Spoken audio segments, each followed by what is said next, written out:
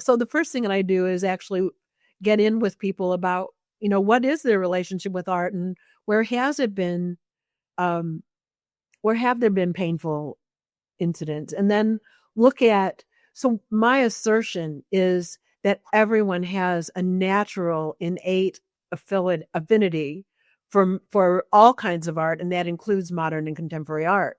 And that if people aren't having a great time with it, it's not because they need to learn more, it's because something's in the way. Mm. And what's in the way, I say, are those painful incidents and the things we make up about that.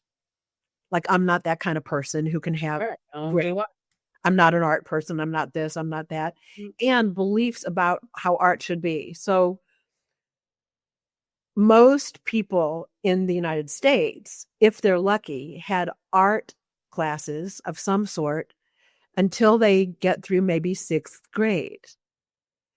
And the people in their classes who were considered the class artists were the ones who could draw well.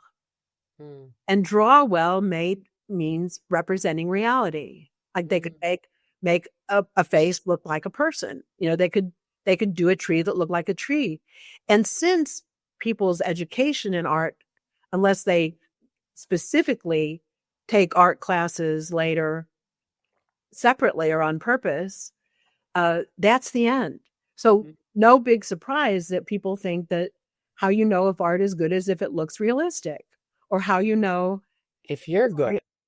Yeah, or if it's pretty. Yeah. Or if you understand it right off the bat. So those kinds of things are what limit us from being able to really have the experience of the art and be curious and open and have wonder without being stopped by our judgments and assessments and I call them counterproductive beliefs. So do you actually go through that with people? Like, where do you do this? At the museum? Well, it depends on sometimes at the museum, like before we actually do the art, go to the art, sometimes I'll have people go find a piece of art that they really have trouble with or dislike, and then come back and talk about what was it about that they found difficult or unpleasant.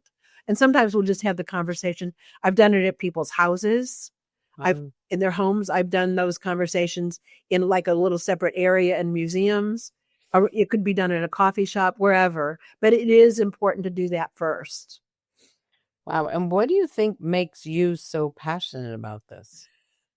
You know what I mean? Like, why do you care if people like modern art? Do you know? Like, as I'm reading the book, I'm like, well, wow, she really, really cares that people get this, And I was like, it's because of what it makes available. So first of all,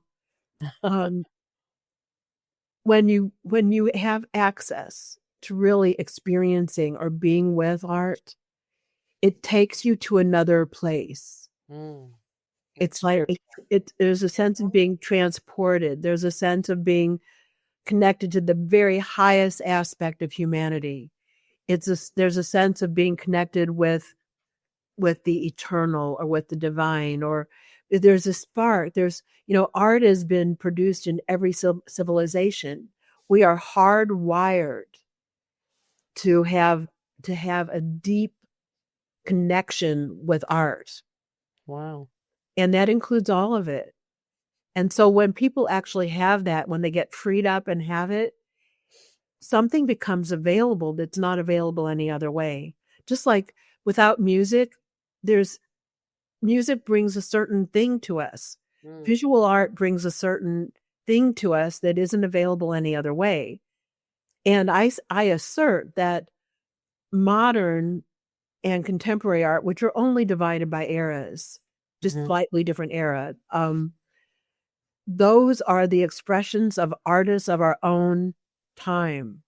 And it's important not to be locked out of that, because it's our own culture.